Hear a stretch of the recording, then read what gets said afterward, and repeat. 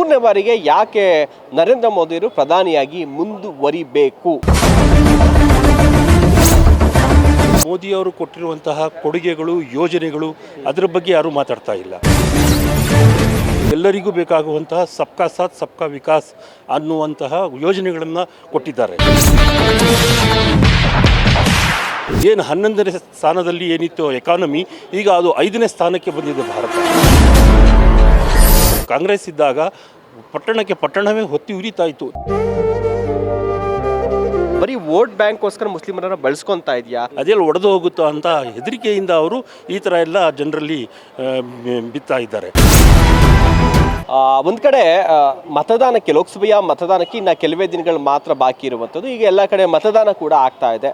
ಮತ್ತೊಂದು ಕಡೆಯಲ್ಲಿ ಮೂರನೇ ಬಾರಿಗೆ ಯಾಕೆ ನರೇಂದ್ರ ಮೋದಿಯವರು ಪ್ರಧಾನಿಯಾಗಿ ಮುಂದುವರಿಬೇಕು, ವೈ ಮೋದಿ ಅನ್ನುವಂಥ ಪ್ರಶ್ನೆ ಕೂಡ ಇದೆ.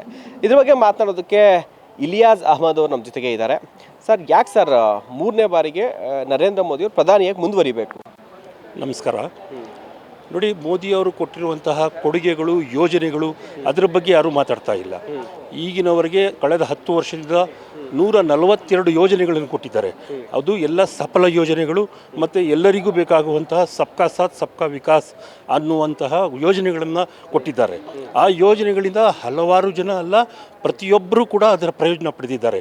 ಅದು ಮುದ್ರಾ ಯೋಜನೆ ಇರ್ಬೋದು, ಉಜ್ವಲ ಯೋಜನೆ ಇರ್ಬೋದು, ಕಿಸಾನ್ ಯೋಜನೆ ಇರ್ಬೋದು, ಹಲವಾರು ನೂರಾರು ಯೋಜನೆ, ಆಯುಷ್ಮಾನ್ ಇರ್ಬೋದು, ಪ್ರತಿಯೊಂದು ಯೋಜನೆಗಳಿಂದಲೂ ಎಲ್ಲರೂ ಲಾಭ ಪಡೆದಿದ್ದಾರೆ. ಇದರಿಂದ ಮತ್ತು ಮುಂದೆ ನಮ್ಮ ಭಾರತ ವಿಶ್ವ ಗುರುವಾಗಿ ಮೆರೀತಾ ಇದೆ. ಈಗ ಏನು 11ನೇ ಸ್ಥಾನದಲ್ಲಿ ಏನಿತ್ತು ಎಕಾನಮಿ, ಈಗ ಅದು 5ನೇ ಸ್ಥಾನಕ್ಕೆ ಬಂದಿದೆ ಭಾರತ. ಆದ್ದರಿಂದ ಮತ್ತೊಮ್ಮೆ ನಾವು ಮೋದಿಯವರನ್ನು 3ನೇ ಬಾರಿ ಗೆಲ್ಲಿಸಿದಾಗ ನಾವು 2ನೇ ಸ್ಥಾನಕ್ಕೆ ಖಂಡಿತ ಇನ್ನು 5 ವರ್ಷಗಳಲ್ಲಿ ಹೋಗುತ್ತೇವೆ ಆರ್ಥಿಕ ಸ್ಥಿತಿಯಲ್ಲಿ ಅಂತ ನಾನು ಹೇಳಕ್ಕೆ ಇಷ್ಟಪಡ್ತೇನೆ. ಮೋದಿಯವರು ಅಂದರೆ ಕೋಮುವಾದಿ, ಮುಸ್ಲಿಂ ವಿರೋಧಿ ಅಂತಾರೆ. ಆದರೆ ಅವ್ರ ಯೋಜನೆಗಳು ಅಂತ ಬಂದಾಗ ಎಲ್ಲರನ್ನೂ ಕೂಡ ತೆಗೆದುಕೊಂಡಿದ್ದಾರೆ. ಈಗ ಯಾರಿಗೇನು ಮುಸ್ಲಿಂ ಅವ್ರಿಗೇನು ಬ್ಯಾನ್ ಮಾಡಿಲ್ಲ, ಕ್ರಿಶ್ಚಿಯನ್ಸ್ ಬ್ಯಾನ್ ಮಾಡಿಲ್ಲ. ಇದು ಯಾಕೆ ಅರ್ಥ ಆಗ್ತಾ ಇಲ್ಲ? ಅದನ್ನು ನಾನು ಹೇಳೋದು, ಅದನ್ನು ಅರ್ಥ ಮಾಡ್ಕೊಳ್ಬೇಕಾಗಿದೆ. ಸುಮಾರು ಮುಸ್ಲಿಮರೇ ಏನು ಯೋಜನೆಗಳಲ್ಲಿದ್ದಾವೋ 25% ಭಾಗ ಮುಸ್ಲಿಮರು ಅದರ ಪ್ರಯೋಜನವನ್ನು ಪಡೆದಿದ್ದಾರೆ. ನಾವು ಪ್ರಯೋಜನ ಪಡೆದ ಮೇಲೆ ಅದನ್ನು ನಾವು ಅರ್ಥ ಮಾಡ್ಕೋಬೇಕಾಗಿದೆ. ಈಗ ನೋಡಿ, ಕೋಮುವಾದಿ ಅಂತ ಹೇಳ್ತಾರೆ. ಕಳೆದ 10 ವರ್ಷಗಳಲ್ಲಿ ಎಲ್ಲೂ ಯಾವುದೇ ಕೋಮು ದ್ವೇಷಗಳಾಗಲಿ ಎಲ್ಲೂ ನಡೆದಿಲ್ಲ. ಎಲ್ಲೇ ಆಗಲಿ, ಯಾವುದೇ ನೀವು ಸಿಟಿಗಳಲ್ಲಿ ತಗೊಳ್ಳಿ, ಮೊದಲು ಕಾಂಗ್ರೆಸ್ ಇದ್ದಾಗ ಪಟ್ಟಣಕ್ಕೆ ಪಟ್ಟಣವೇ ಹೊತ್ತಿ ಉರಿತಾ ಇತ್ತು, ತಿಂಗಳಾನುಗಟ್ಟಲೆ ನಡೀತಾ ಇತ್ತು. ಅದೆಲ್ಲೂ ಈ ಥರ ನಡೀತಾ ಇಲ್ಲ ಈಗ.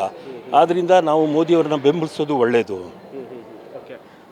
ಮೋದಿಯವರ ಒಂದು ಆಡಳಿತದಲ್ಲಿ ಮುಸ್ಲಿಮರಿಗೆ, ಕ್ರಿಶ್ಚಿಯನರಿಗೆ ಇಲ್ಲಿ ಇರೋದಕ್ಕೆ ಭಯ ಆಗ್ತಾ ಇದೆ, ಭದ್ರತೆ ಇಲ್ಲ, ಒಂದು ಭಯದ ವಾತಾವರಣ ಇದೆ ಅಂಥೇಳಿ ಕೆಲವರು ಕಾಂಗ್ರೆಸ್ ಲೀಡರ್ ಹೇಳಿದ್ದಾರೆ, ಕೆಲವರು ಮುಸ್ಲಿಂ ಲೀಡರ್ಗಳು ಹೇಳ್ತಾರೆ. ನಿಜವಾಗ್ಲೂ ಆ ಥರ ಪರಿಸ್ಥಿತಿ ನಿಮ್ಗೆ ಅನಿಸಿದೆಯಾ ಸರ್ ಕಳೆದ 10 ವರ್ಷದಲ್ಲಿ?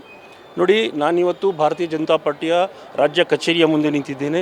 ನಾನು ನಿರ್ಭಯವಾಗಿ ಒಳಗಡೆ ಹೋಗ್ಬೋದು, ಬರ್ಬೋದು, ಯಾರನ್ನಾದರೂ ಭೇಟಿ ಮಾಡ್ಬೋದು.